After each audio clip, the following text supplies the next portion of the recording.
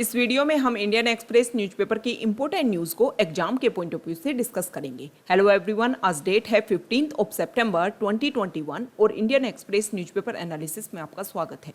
नीचे description box में Telegram channel volcano IAS academy का लिंक दिया हुआ है।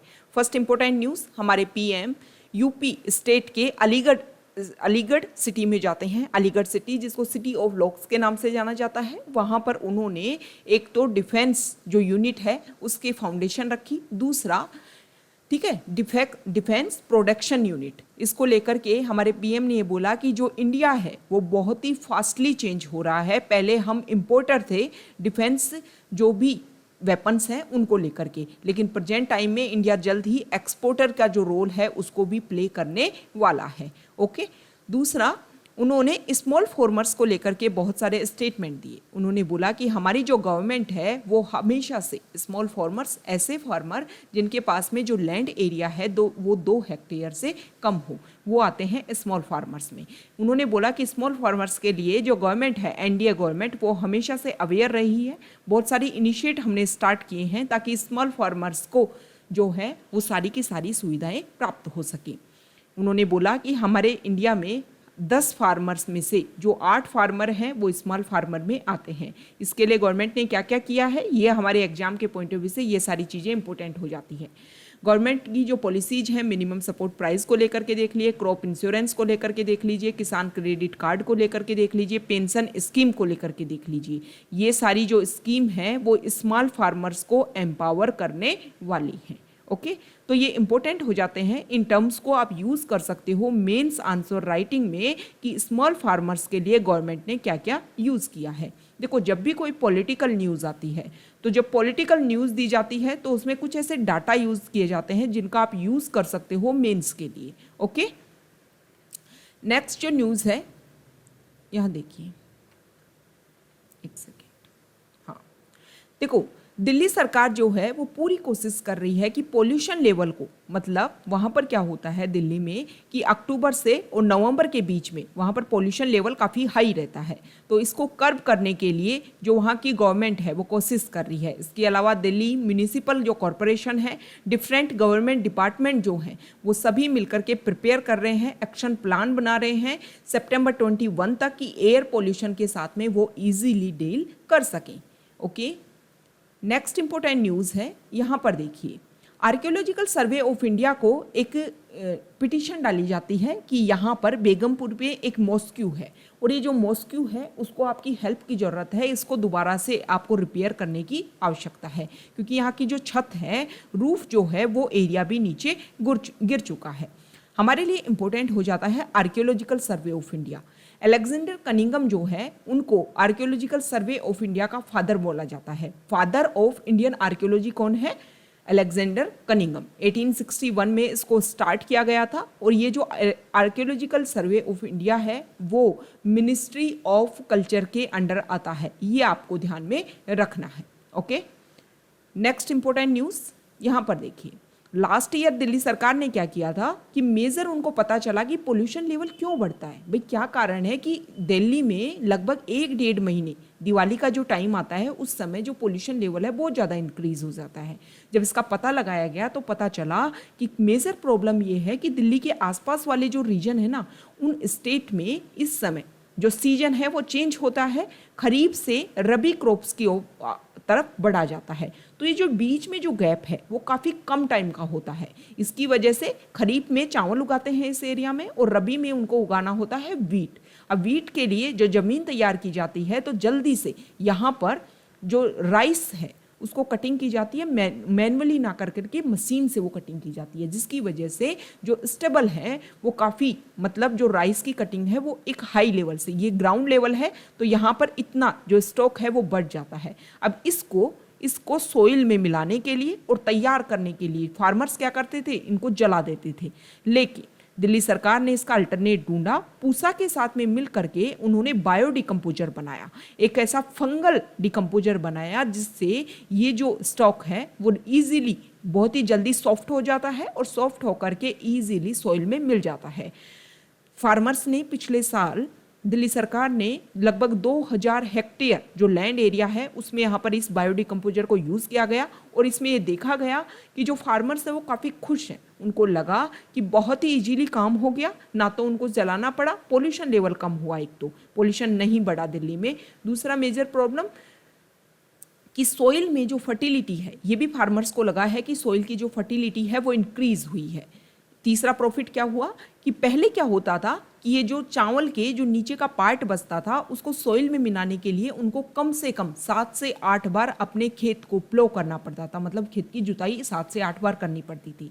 लेकिन अब इजीली सोइल में जब ये राइस का बचा हुआ पार्ट इजीली सोइल में मेल्ट हो जाता है, मिल जाता है, तो इसकी वजह से ये जो खर्चा आता था वो बहुत कम हो गया। तो इस डिकम्पोजर का काफ़ी ज़्यादा पॉजिटिव रिजल्ट देखने को मिले हैं और इसी को लेकर के फार्मर्स चाहते हैं कि दोबारा से प्रेजेंट टाइम में भी इसका यूज़ किया जाए और गवर्नमेंट इसमें हेल्प करे, अपनी तरफ से इंसेंटिव दे ताकि जो फार्मर्स हैं वो इजीली इसका यूज कर सकें।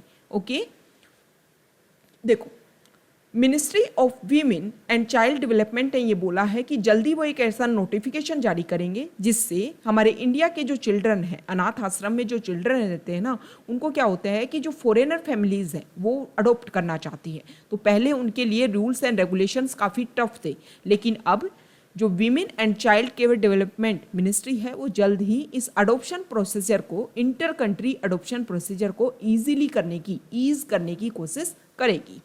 ओके, नेक्स्ट इंपॉर्टेंट न्यूज यह देखिए, एडिटोरियल पेज से है। ये जो आर्टिकल यहाँ पर जॉन कैरी, यूएस के स्पेशल एनवॉय फॉर क्लाइमेट, वो हमारी इंडिया की विजिट पर आते हैं और विजिट पर आकर के इंडिया के साथ में डिस्कशन करते हैं। डिस्कशन ये किया जाता है कि पेरिस क्लाइमेट एग्रीमेंट में जो भी भैया आपने टारगेट लिए थे ना, उन टारगेट को अचीव करने में कौन हेल्प करेगा? आपका यूएस हेल्प करेगा।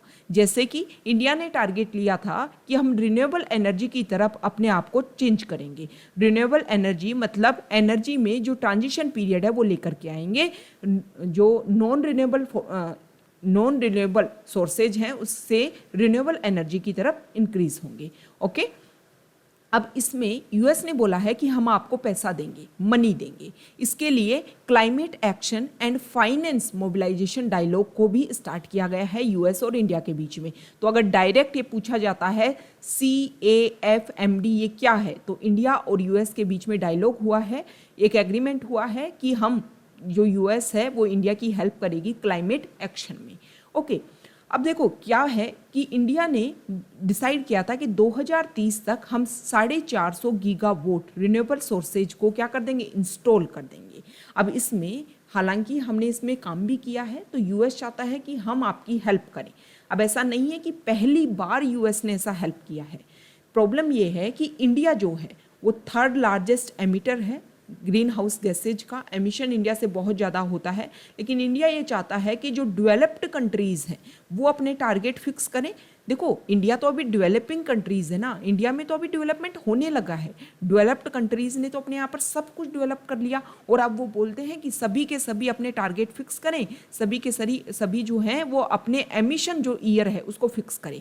जैसे यूएस और EU ने मिड सेंचुरी को डिसाइड किया है, चाइना ने 2060 डिसाइड कर दिया है कि हम नेट जीरो एमिशन ले आएंगे। वैसे हमारा इंडिया जो है वो भी इसमें काम कर रहा है। हमारी जो रेलवे है, इंडियन रेलवे, उसने डिसाइड कर लिया है कि 2030 तक हम नेट जीरो एमिशन करेंगे। ओके, तो ऐसा नहीं है कि इंडिया वर्क नहीं कर रहा, इंडिया वर्क कर रहा है, लेकिन यूएस चाहता है कि इंडिया अपना टारगेट डिसाइड करे। लेकिन इंडिया ये चाहता है कि डेवलप्ड और डेवलपिंग कंट्रीज़ को आप एक साथ लेकर के नहीं चल सकते। भैया आपने अपना सब कुछ यहाँ प्रोग्रेस कर चुके हो, हम प्रोग्रेस कर रहे हैं, तो हमें आपके लिए इक्वल आने के लिए हमें भी तो उतना ही एमिशन चाहे हम कर रहे हैं, लेकिन आपने तो एमिशन कर लिया है ना, आप अपनी तरफ से पूरी कोशिश कीजिए, हम डेवलप कर लेंगे, उसके बाद में हम भी अपने तरफ से, वैसे हम कोशिश कर रहे हैं रिन्यूएबल एनर्जी की तरफ, तभी तो हम अपने आप को ट्रांसफ़र कर रहे हैं ना। ओके, अब ऐसा नहीं है कि यूएस ने पहली बार इंडिया की हेल्प की है, इससे पहले भी इंडिया की हेल्प की गई है। जैसे कि अगर हम बात करें, बराक ओबामा एडमिनिस्ट्रेशन जब था, यूपीए गवर्नमेंट थी 2009 में, उस समय 18,000 करोड़ रुपए क्लीन एनर्जी के लिए इंडिया को दिए गए थे।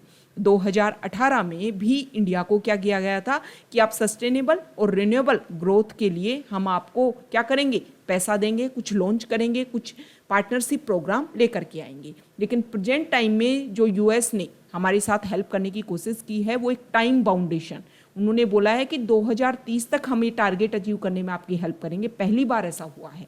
ओके, तो देखते हैं कि इसके क्या रिजल्ट निकल करके आते हैं। अभी तक इंडिया ने अपना नेट जीरो एमिशन जो टारगेट ईयर है वैसे वो डिसाइड नहीं किया है, होना चाहिए, क्योंकि क्लाइमेट चेंज की वजह से ऐसा नहीं है कि जब देखो क्लाइमेट चेंज होगा और कंप्लीटली टेम्परेचर इंक्रीज हो जाएगा तो इंडिया इससे बच जाएगा।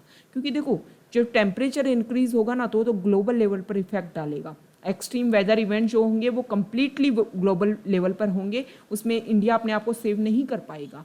तो ये जो भी टारगेट है, भले ही आप 20 ईयर्स लेट के डिसाइड करो, लेकिन कम से कम करो, अपने आप को इस तरीके से चेंज करो, हर एरिया में हर पॉपुलेशन में इस तरीके की अवेयरनेस प्रोग्राम लेकर के आओ कि कम से कम एमिशन हो सके और ज़्यादा से ज़्यादा हर एरिया का हर जो रिसोर्सेज है उसको सेव किया जा सके। इस अर्थ के ऊपर जो रिसोर्सेज हैं उनकी कमी नहीं है जब तक जो ह्यूमन है वो ग्रीडीनेस ना लेकर के आए, मतलब लालच जब तक ह्यूमन में नहीं आएगा तब तक कोई रिसोर्सेज की कमी नहीं है, कुछ यहाँ ख़त्म नहीं होने वाला है। लेकिन अमीर लोग जब तक अपने यहाँ पर ज़्यादा से ज़्यादा एक तरीके से संग्रहण करने की जो उनकी क्षमता है कि ज़्यादा से ज़्यादा स्टॉक कर लीजिए, उसी की वजह से रिसोर्सेज की कमी आने लगती है। नेक्स्ट इंपॉर्टेंट न्यूज़ है डेमोक्रेसी को लेकर के। ये जो राइटर हैं SY कुरैशी, वो हमारे फॉर्मर चीफ इलेक्शन कमिश्नर रह चुके हैं इंडिया के। इन्होंने एक बात बोली कि प्रेजेंट टाइम में अगर हम देखें तो इंडियन डेमोक्रेसी जो है वो प्रेजेंट टाइम में इतनी अच्छी नहीं रही। उन्होंने कुछ इंडेक्सेज की बात की है, जैसे कि अगर हम बात करें फ्रीडम हाउस इंडेक्स फॉर 2021, इसमें इंडिया की जो रैंक है वो 4 रैंक नीचे आ गया है इंडिया। मतलब पिछले साल जब 71 पर था अब 67 पर आ गया है। इससे क्या लगता है कि हमारे यहाँ पर फ्रीडम जो है वो कम हुई है। दूसरा वीडैम क्या है, वर्ल्ड रिनाउंड थिंक टैंक है फ्रॉम स्वीडन। इन्होंने भी बोला है कि इंडिया में इलेक्टोरल ऑटोक्रेसी है, मतलब वैसे तो लोगों ने इलेक्ट किया है लेकिन ऑटोक्रेसी है। देखो आप इस चीज़ को नकार तो नहीं सकते। अभी पार्लियामेंट का जो मानसून सेशन हुआ उसमें आपने देखा होगा कि गवर्नमेंट ने किस तरीके से, इलेक्टेड गवर्नमेंट क्या होती है, हर चीज़ के ऊपर बहस होती है, इसीलिए तो पार्लियामेंट बनी है ना। अगर विदाउट पार्लियामेंट आपको इसी तरीके से बिल्स पास करवाने हैं, हर 5 मिनट में बिल पास करवाना है, तो वह तो आप बिना पार्लियामेंट के भी करवा सकते हो। जब उसमें प्रोसीजर ही फॉलो नहीं कर रहे हो, उसको आप कमेटीज़ के पास ही नहीं भेज रहे हो और फिर भी बिल पास कर रहे हो, तो ऑटोक्रेसी तो है। लेकिन क्या होना चाहिए, अपोजिशन जो है वो इंक्रीज होना चाहिए। अपोजिशन का लेवल जब तक इंक्रीज नहीं होगा, अपोजिशन का जो मतलब अपने फाउंडेशन को स्ट्रॉन्ग करके पार्टीज़ के सामने, जो गवर्नमेंट है उसके सामने खड़ा होकर के क्वेश्चन नहीं पूछेगा, तो बाइकआउट करने की स्थान पर जो अपोजिशन है उसको पार्लियामेंट का यूज़ करना चाहिए। जिन भी सीट से वो लेकर के आए हैं, कम से कम उनके लिए तो अपनी जो भी रिस्पॉन्सिबिलिटी है उनको पे करने की आवश्यकता है ना उनकी। ओके, अब इसमें ये बताया गया है कि हमारे इंडिया में जो डेमोक्रेसी है, डेमोक्रेसी में क्या होता है कि जो पीपल है उनकी आवाज़ को सुना जाता है। आप देख लीजिए हमारे यहाँ पर फार्मर्स जो प्रोटेस्ट है वो काफ़ी लॉन्ग टर्म से बोला जाता है, चल रहा है, और उसको लेकर के जो गवर्नमेंट है उन्होंने नेगोशिएशन का कोई भी तरीका अभी अच्छे से नहीं अपनाया है कि बैठ करके उनका डिस्कशन किया जाए और जो भी प्रॉब्लम्स है उसको सॉल्व किया जाए। भले ही मीडिएशन का रास्ता अपनाओ, आप उनकी हर बात मत मानिए, आप अपनी बात भी मानिए, लेकिन कम से कम बातचीत तो कीजिए। ये जो प्रोटेस्ट चल रहा है उसको ख़त्म तो कीजिए। ओके, हमारे बहुत सारे जो रिसोर्सेज हैं वो इसमें इन्वेस्ट हो रहे हैं, और जब देखो लंबे समय तक कोई आंदोलन चलता है, कोई मूवमेंट चलता है, तो गलत तरीके की जो एक्टिविटी हैं वो भी इनमें इंक्लूड हो सकती हैं। वो सारी चीज़ें आपको बाद में आपकी इंटरनल सिक्योरिटी के लिए, आपकी जो सेफ्टी है कंट्री की, उसके लिए थ्रेटनिंग हो सकती है। यहीं से जो अलगाववाद की, सेपरेटिज्म की जो भावना होती है वो यहीं से पनपती है। ओके, तो इस तरीके की प्रोसीजर क्या होता है, जब जब हमने देखा है कि मूवमेंट, कोई भी मूवमेंट लॉन्ग टर्म तक चला है, उसकी वजह से बदलाव की भावना आई है। तो क्या होना चाहिए, ये जो मूवमेंट चल रहा है इसमें गवर्नमेंट को पार्टिसिपेशन करना चाहिए, अपनी बात रखी जानी चाहिए। हालांकि जो गवर्नमेंट बोलती है कि हम ट्विन बिल लेकर के आए, ये आपके लिए अच्छे के लिए हैं, उनके प्रॉफिट आप गिनाइए ना, उनके प्रॉफिट उनको बताइए, क्योंकि देखो हमारी जो पॉपुलेशन है, हो सकता है कि जो फार्मर प्रोटेस्ट चल रहे हैं वो सामने वाले जो लोग हैं उनसे बहक करके ये काम हो रहे हों, तो गवर्नमेंट जो है वो डायरेक्टली बात पे आइए ना, बात करके उनसे डिस्कस कीजिए, और डिस्कस करने के साथ में आप बहुत सारी प्रॉब्लम्स को ईजिली सॉल्व कर सकते हो। इस आर्टिकल में यही बताया गया है कि हमें उन कमेटीज़ की रिकमेंडेशन के ऊपर ध्यान देना चाहिए जिन्होंने ये बताया है कि किस तरीके से जो डेमोक्रेसी का लेवल इंडिया में कम हुआ है उसको दोबारा से हम इंक्रीज कर सकते हैं। ओके, तो ये आज का हमारा डिस्कशन था, काफ़ी इंपॉर्टेंट न्यूज़ को हमने डिस्कस किया है। Okay, thank you.